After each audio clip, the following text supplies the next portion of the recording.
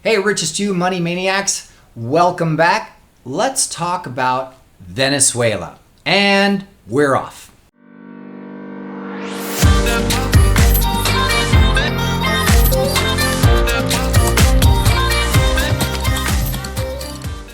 Hey, Richest you money maniacs, welcome back. Tom coming at you from Richest You channel. Wah. Today, I felt compelled to actually just read an article to you about Venezuela.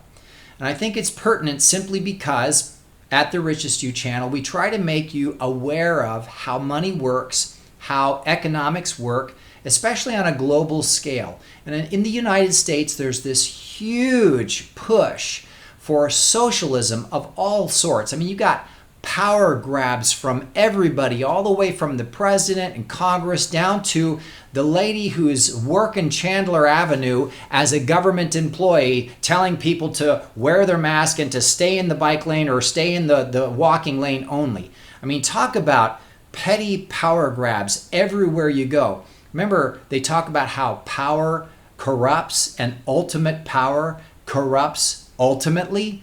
So when you have everybody ignoring the law and everybody, governors and mayors and counties and states and Congress and all these different government entities just grabbing power and violating rights, and everybody's ignoring their oath to uphold the Constitution, and everybody's ignoring all the checks and balances that are in place for legal purposes for these very circumstances.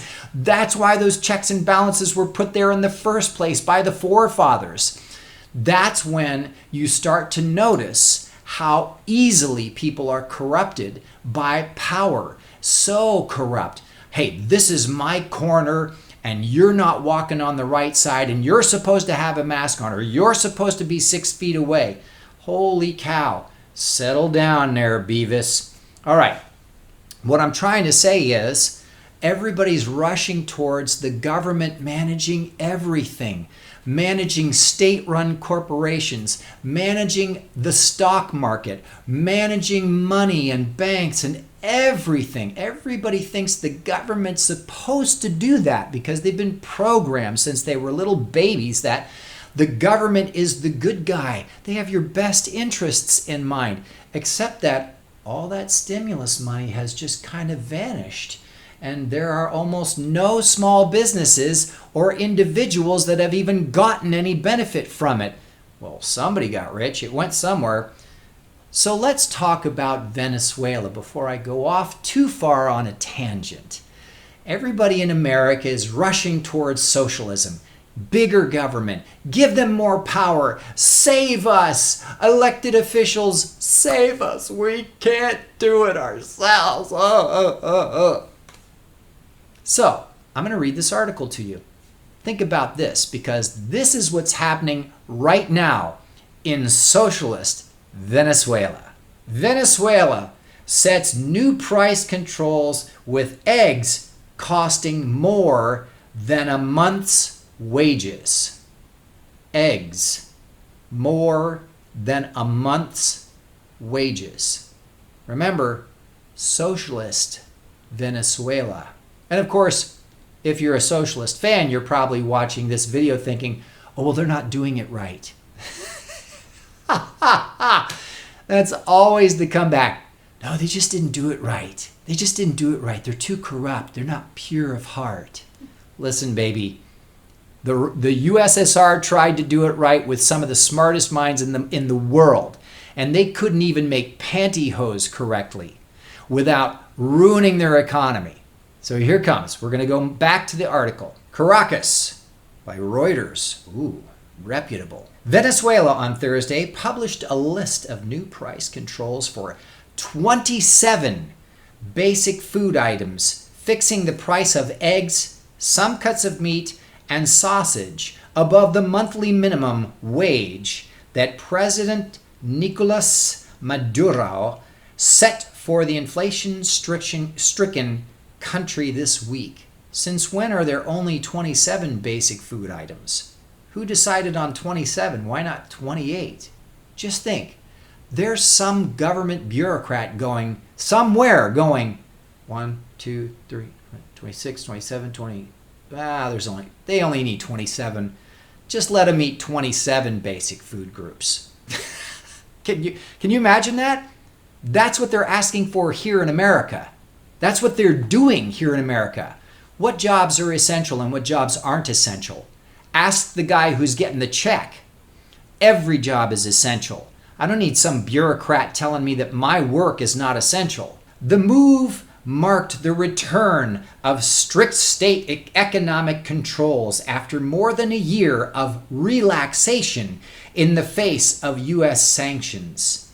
Maduro's socialist government is now seeking to calm inflation in the face of a collapse in crude prices, fuel shortages, and a national lockdown to prevent the spread of coronavirus. So the first thing is, why is our foreign policy pushing sanctions against Venezuela in the first place? That would also help push the populace towards socialism, because they can't get stuff and they start to get desperate. And when people get desperate, like in the United States, they do stupid things like vote for socialism. Okay, back to the article. So they're now trying to seek to calm the inflation. Now remember something though. That one sentence, they had been relaxing the price controls. And in a minute, it's going to explain what the result of relaxing those price controls had. So what I want to comment though in this paragraph is that the crude price is collapsing, and fuel shortages, and of course the national lockdown because of the health challenge, right? They could never have foreseen that. Remember, these are socialists, and so they believe that they can anticipate how the market will respond. And so they know that if they tweak this price, and if they do this, and they restrict this, and they grant a little more of that, and they help this political friend, and they help that political friend, and they just let the poor people just stay a little bit more poor, that the economy will respond the way they think it should. But it never does. Not ever. Not once in history. In fact, it always makes it worse. Proof positive. Now, back to the article. According to a document published by Commerce Minister Aneda Leia on Twitter, products including butter and powdered milk will cost more than 400,000 bolivars, which is the new minimum wage the government set on Monday. That is the equivalent to just $2 US dollars at the official exchange rate. 400,000 bolivars. That's called hyperinflation, folks. And that is exactly what's happening in the United States right now, with the Federal Reserve and the US Treasury printing trillions and trillions of dollars as if there's no end, and even talking about that they can print to infinity. So if you think for 1 second that it's only limited to socialist countries, welcome to socialist America. We have almost as many programs as they have, and almost as much power grabbing as they have, and almost as much corruption as they have. And now they're printing as much currency as they've printed. You think those prices aren't going to catch up soon? I'll bet you they will. So the document listed the prices both in bolivars and in petros, the state-run cryptocurrency. Big red flag right there. Would you invest in a state-run cryptocurrency? Oh yeah, sure, that's going to be not manipulated at all. They wouldn't manipulate the price of an electronic cryptocurrency. It's blockchain. They can't do that. Unless, of course, it's state-run. Then they can do whatever they want. They're the state. You know, this just reminds me of one of my favorite rules. It's the golden rule. He who has the gold makes the rules. Remember that. Private food production companies and industry groups have warned that setting price controls will mark a return to the scarcity of basic goods that plagued the indebted OPEC nation for years, exacerbated by a collapse in crude prices in 2014. They've done this before, and they know exactly what happens when they do it. Yet, they're doing it again. Why? Because it's not the political elite in the socialist regime that suffer. It's the people. They go through the famine. They go through the poverty. They go through the loss of opportunity, the shortening of their lifespan, the poor health, the no future, no freedom. But the political elite, oh, well, they're fine. They've got lots of ice cream in their refrigerator. Supermarket supply has improved in the year since the government relaxed price controls. But with inflation of 3,365% in the year through March, we're talking January, February, March, 3,365% in 3 months. According to the opposition-held National Assembly, many goods were sold at prices beyond the reach of most Venezuelans. They can't even afford them. They can't even buy basic goods. They're so expensive. But here's the part. Here's the magic, right? Supermarket supply has improved in the year since the government relaxed price controls. Remember before we said they had relaxed it, but they were going back to the strict pricing control? So as soon as the government stopped meddling in the market, it started to heal itself. Why? Because every time someone opens their wallet, it's a vote for the free market. They don't like that. They still believe that they can mess with the market and it'll work this time. Maybe it'll work this time. Maybe it'll work this time. Maybe this time they'll do it right. No, it never works. There is no this time. Next time we'll get it right. Next time. No, it never works. They're proving it in our lives, in our lifetimes. It doesn't work. It hasn't worked, and it's not working again. Back to the article. The new prices set by the government are generally lower than current levels, but not by a significant amount.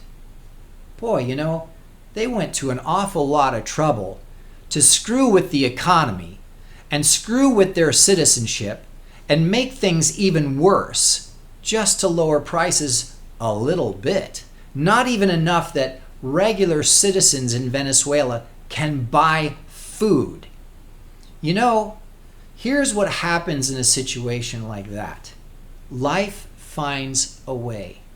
The Venezuelans are buying what they need. They're just not doing it through official channels. I think that's called the black market. Is it really breaking the law if you're just trying to buy food for your family?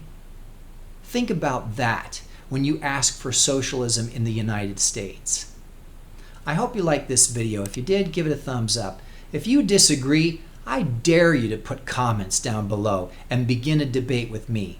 Because anybody who talks about socialism or communism working has to provide facts. You cannot speak in theory or opinion. You must give dates, times, and actual results that didn't destroy a country, didn't destroy an economic climate, didn't impoverish its citizenship. Otherwise, I would invite you to subscribe to the channel so that you know every time that we put up a new video. So thanks for listening. I'm Tom from Richest. I hope you enjoyed this ride. It was pretty exciting, at least for me anyway. And here's to Venezuela for showing us the way not to go.